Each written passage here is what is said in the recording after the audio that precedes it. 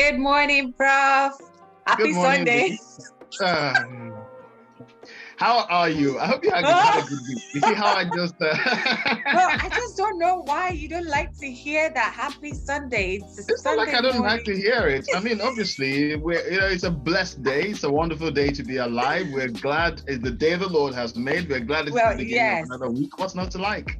Anyways, that's fine. I'm not going to argue with you. I'm still going to repeat it next week. And well, viewers, good morning to you all. Thank you for joining us this morning. It's great to have you on the show again this morning. It is your favorite Sunday morning show, SonRise. Please do let your friends and family know that we're live. Come and join us. We have a very packed episode today. Very interesting, actually. So yeah, you don't want to miss any part of the episode today. Prof, how was your week? You know, because I mean, I don't want you to say that, Bibby, you don't even ask about my week, but yes. So how was your week? Did you have a good one? The way you're smiling like this. Yeah, good one, yes. Yes, good one. You know, it's been an interesting week, right? All around.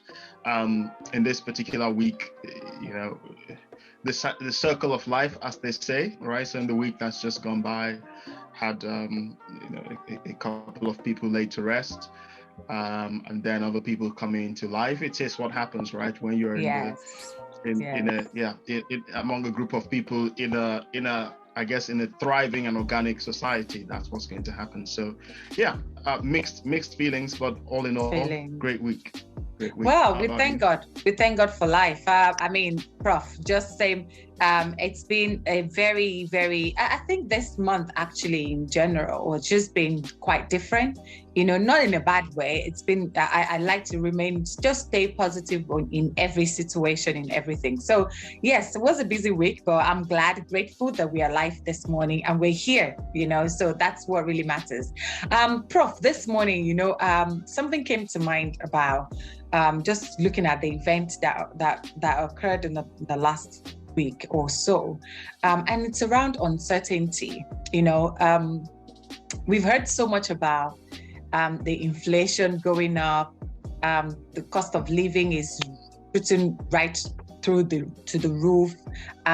The situation going on with Ukraine and Russia, you know, in Europe, you know, that even confuses me a lot because I just do not understand what is going on there, you know, but I'm sure you probably do know. But again, it's just more of the things that people have said. Remember when the pandemic hit in 2019 and there was just so much uncertainties in terms of, maybe by next year, be let out of lockdown. All right, you can't book any travels. You can't do anything. You want to move homes, you have to wait until whenever. No one knew what was going to happen. And even now, people are still, as a people, we are still in that state where, because of all of these uncertainties around us, it's proven a lot more difficult to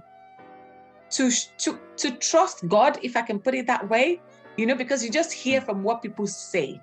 You know, maybe because of the challenges they're facing, the issues going on around them, the words that come out of their mouth, it's not that of one with trust. You know, when we speak from hope, knowing that yes, we've got God and it's going to see us through. I mean, what do you think about this? How are you feeling about these whole uncertainties? I mean, are people around you saying something different? You know, because it's completely different from my own end. You know, I think that I will borrow that saying that we're familiar with about change, where they say the only constant is change. And I would say, I'll paraphrase that and say the only thing we're certain about is that there will be uncertainty, right? And even if you look through the scriptures and in God's communication with us, that sometimes there's actually divinely mandated or divinely sanctioned uncertainty, right?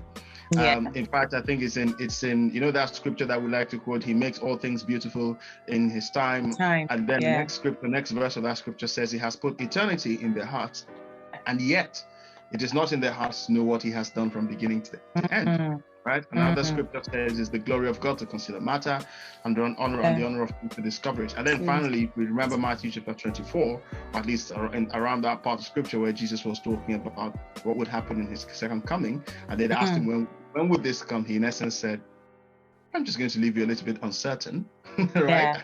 You see what happens.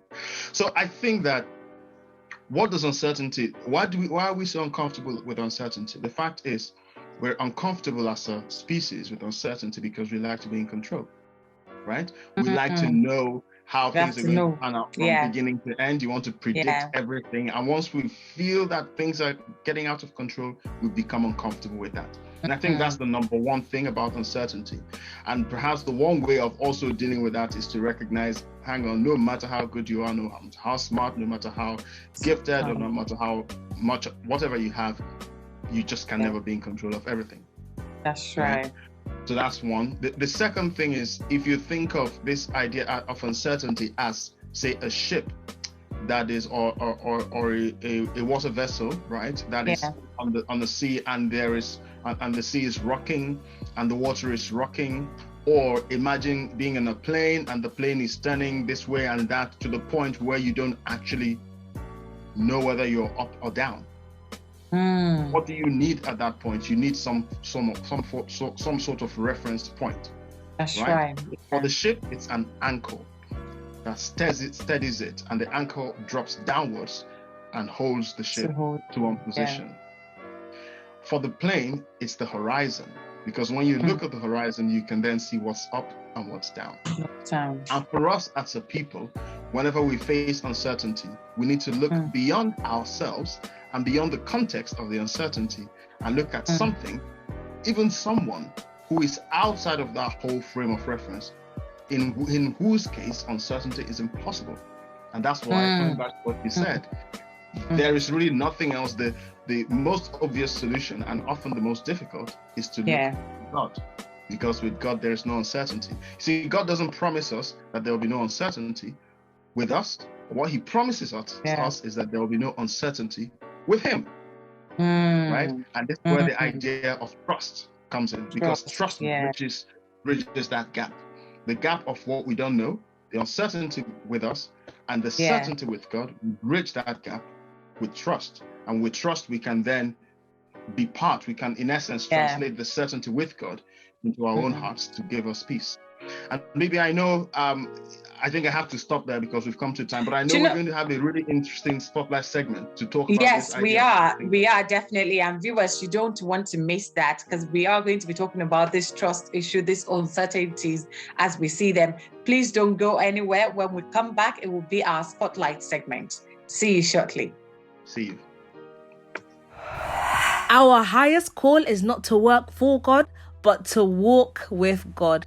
We are not employees, but sons, daughters, and friends of God. Our relationship with him is not one of workers expecting a payout. We are joint heirs with him, so all he has is ours too. This February, let us walk with God. Those that walk with God are blessed beyond belief. God is calling, come walk with me. Every Sunday this month, we will experience an intimate walk with God. You don't want to be caught outside these encounters. Join us in person at the Rock Tower at 9:30 a.m. for a 10 a.m. start. Or if you can't come in person, make sure to join us on any of our digital platforms from 9:30 a.m. It's going to be lit and you don't want to miss a bit. See you there.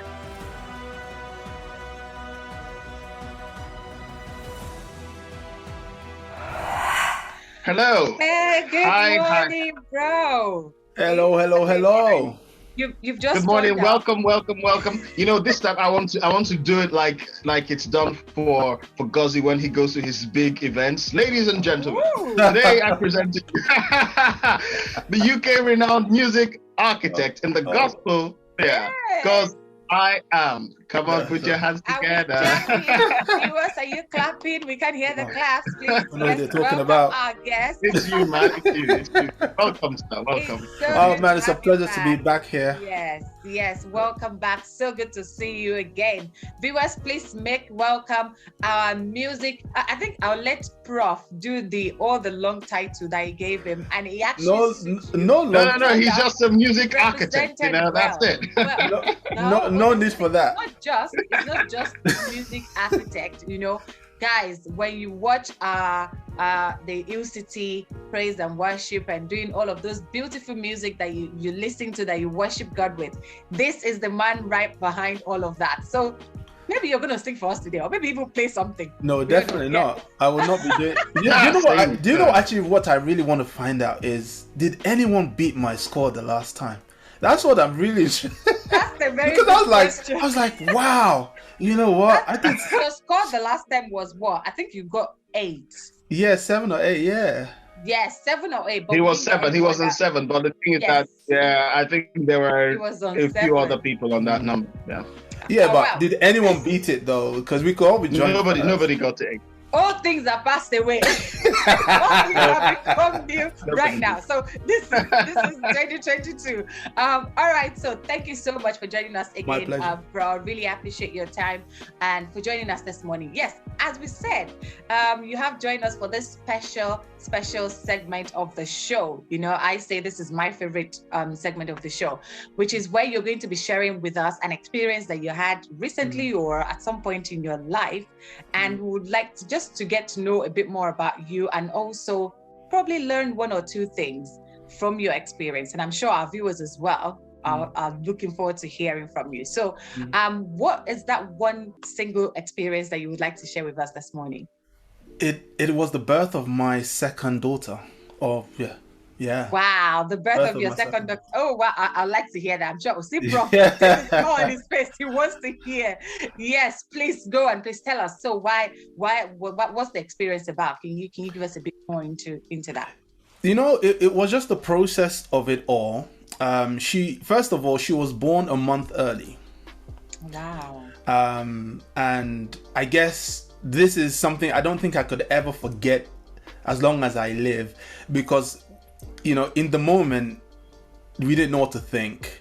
Looking back at it, we see the hand of God all over it. And I explain why.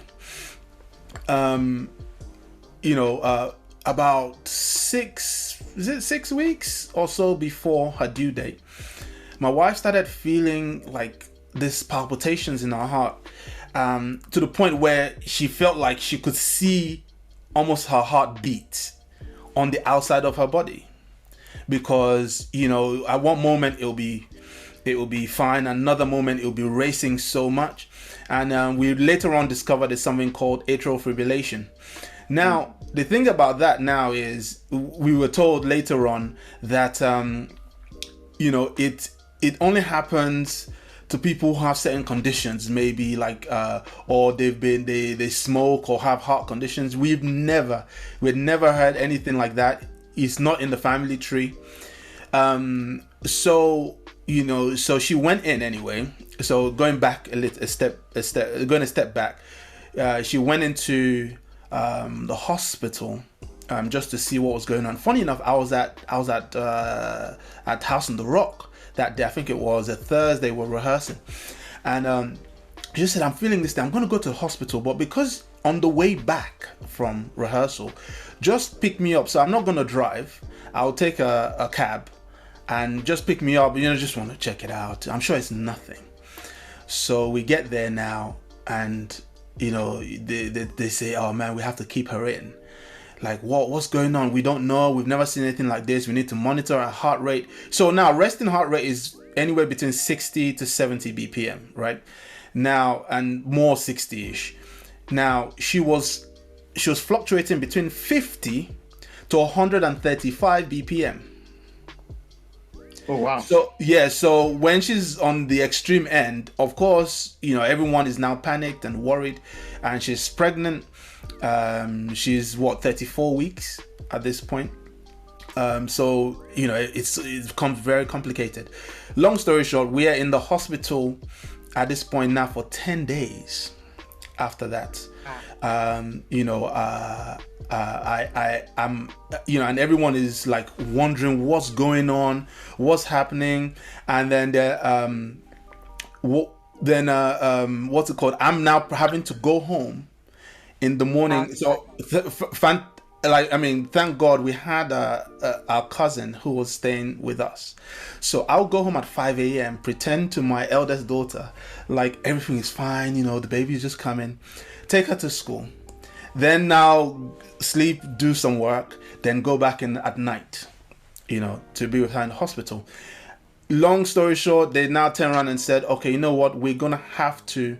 This is after a lot of deliberation between the OB/GYN consultant and the cardiologist, and saying, the best thing, let's do a planned C-section, because we can't treat this heart condition until the baby's out. Because if we give her pills or beta blockers to slow down our heart rate, it slows down the baby's heart rate, but the baby's fine. So we must do this. So she now tells me, let's say it's happening on the Tuesday morning. On Monday, she says, babe, you need to go home, because we're now going to have 2, so you better go get your rest properly. It's like, yeah, great, no problem. So I go home. She calls me at like 2 a.m. and tells me, I can't feel the baby moving. And I'm like, yeah, but the baby doesn't move. This is the typical guy thing. I'm like, the baby doesn't move all the time, blah, blah, blah. She says, no, I know the pattern. And at this time, this is what I feel. So I say, okay, cool, no problem. Go into my prayer closet. And I was just praying. 45 minutes later, she says, oh, I feel the baby move. Now, when the baby came out, this was the most interesting part. And it didn't click for a few weeks after. Was that when they took the baby out, what happened in the moment when she couldn't feel the baby was the baby had turned into breech position. Oh. So had she pushed out that baby, we probably might not have mommy and child today. Right? So that blew my mind, number one. And then number two, they now took her and said, okay, you know what, now we're going to now deal with the heart issue after the baby came out. Because we asked the question actually at that time and said, could it be the baby for this causing this heart issue? They said, no, never. It's never happened. Yeah, the baby came out and the heart issue stopped. Oh, wow. For 6 months, we kept going back.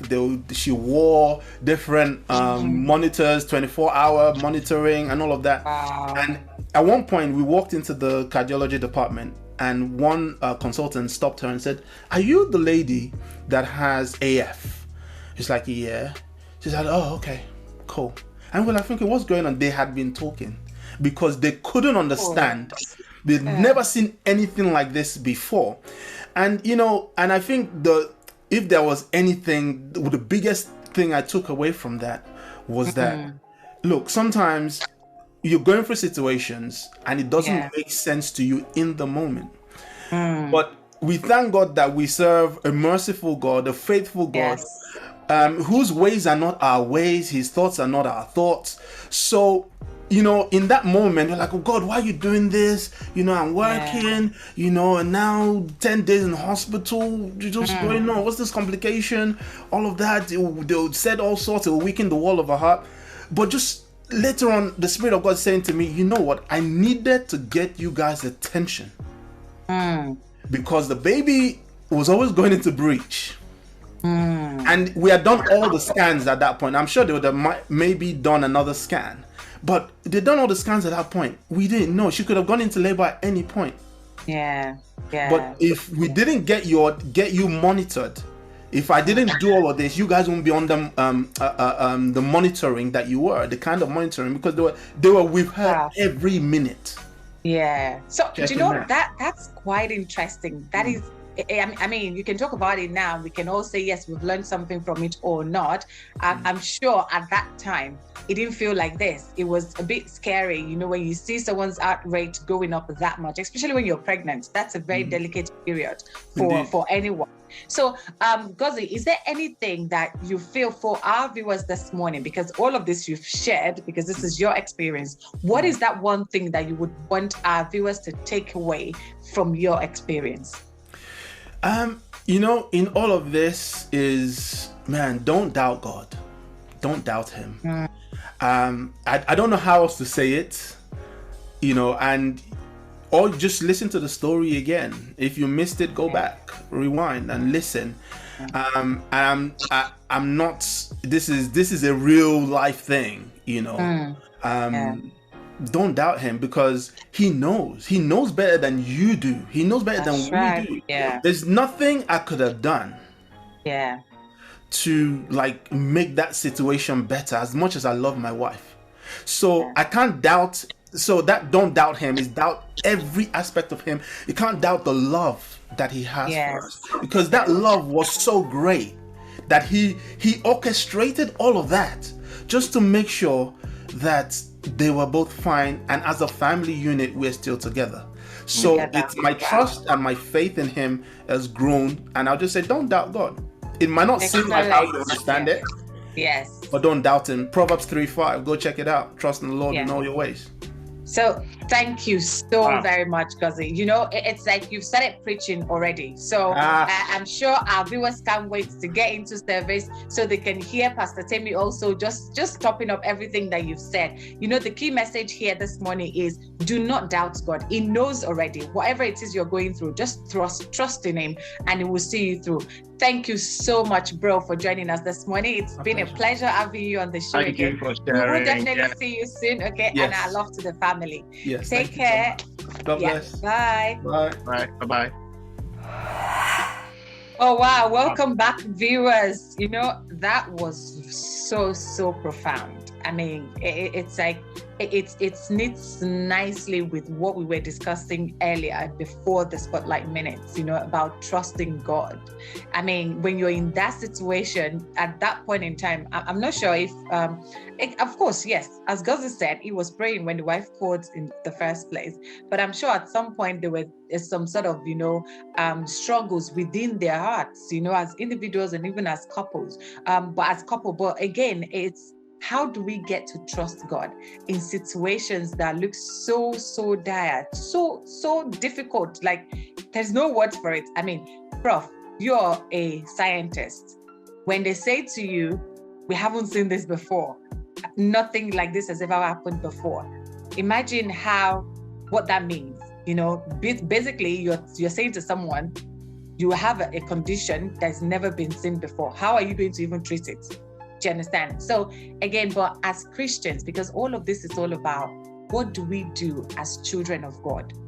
How do we stay steadfast in the trust and the hope that we have in God? You know, but Prof, what do you see to this? I mean, I believe you probably would have a few things that you can share with our viewers in terms of, you know, how to stay strong. Because when situations get really difficult, I would not lie to you, sometimes it gets difficult to trust God. So how do we go about this? Can I ask you a question, Bibby? What is the best time to build a bridge? Is it when you need to use the bridge or before you need to use it? Before you need the bridge, of course. Yes, before. I'm asking this question because if you remember in the segment before the Spotlight segment, I was talking about trust being the bridge that connects our sense of uncertainty with the certainty that lies with God. And the reason I asked that question is that I think that in order for us to be able to trust God in challenging times, we need to have built that bridge before then. Right? If you haven't developed the discipline, the experience, even the loving relationship of trusting God just in everyday things and making that the foundation of your everyday walk, then it can be difficult. I mean, it's not going to be automatic. You're not suddenly just going to switch on the trust button. You see what I mean? So I think what I would like to encourage us all, and it's interesting that we're saying this, right? Because this month, of course, we've been talking about walking with God. And this is something that's been preaching. And you see, there's that thing that we always talk about. Well, I shouldn't say we always talk about it, but we're probably familiar with this scripture in Amos, right? Chapter 3, verse 3, where it says, shall two walk together except they be in agreement. That's a kind of New King James translation. If you look at some of the other ones, one of them says something like, can two people be in agreement if they haven't agreed where they're going to, or if they don't have a shared objective? Right? And when you start to look at that a bit more, you start to think of, well, in order to have a shared objective with somebody, there's got to be some sort of trust. There's got to be a relationship. There's got to be an understanding and a knowing. And so all of this, and think about it, you don't tend to agree to go somewhere with somebody when you've already started walking. You do that before you start the journey, right? Yes. So I think that for all of us, what I think that I can take from this, and I would say everybody else think about taking this as well, is let's build that trust. Let's establish that bridge. Let's strengthen that bridge. Let's make that bridge wider. Just every moment you get, invest in that bridge, because then it means that when you do need it, you're not you're not ending up with some of those rope bridges in Indiana Jones. That's right. Yes. You have to cross, and it's such a stressful one. No, you have a super highway bridge that you don't. And you don't even doubt the bridge. Like you get to the bridge and you're thinking, can I really trust this bridge? Can I get on it? And all? Yeah. Exactly. So, with that analogy, I think that's it for me, right? If we think of it as a bridge, invest in building that bridge, maintaining that bridge, and just and if that bridge is wide enough, you can take somebody else along with you. Absolutely. Yes. Do you know that's so profound? I feel like there are two things today, not just the trusting God, it's also building that relationship with God. So I'd say the building comes before the trust, because before I can trust you, there has to be a relationship. So what we are saying is, let's work on our relationship with God, because when you get to that situation that you truly need God, no matter what is being said around you or what you're faced with, you always remind yourself of the relationship you have with God, so you can trust Him to do exactly, in fact, exceedingly abundantly, far above what you can think or ask, as the Bible puts it. So yes, viewers, I hope this has been useful to you. I have gained personally from this episode this morning. So thank you so much, Goz.I again for joining us today. Prof, it is time for service. And as always, please, as the minister of God, take us into service. Thank you, Bibby. I feel like we've already started service, because of course we're going to continue with the Walking with God stories, if you like, the series that Pastor Tim is on. I'm really prepped for this, just given what we've heard, and I hope everybody else is too. So without further ado, let's just go to the service. We bless God. We're going to see Hill City Choir. We're going to see everybody else there, and of course we're going to feast at the table. God bless you. God bless you all. See you soon. Bye.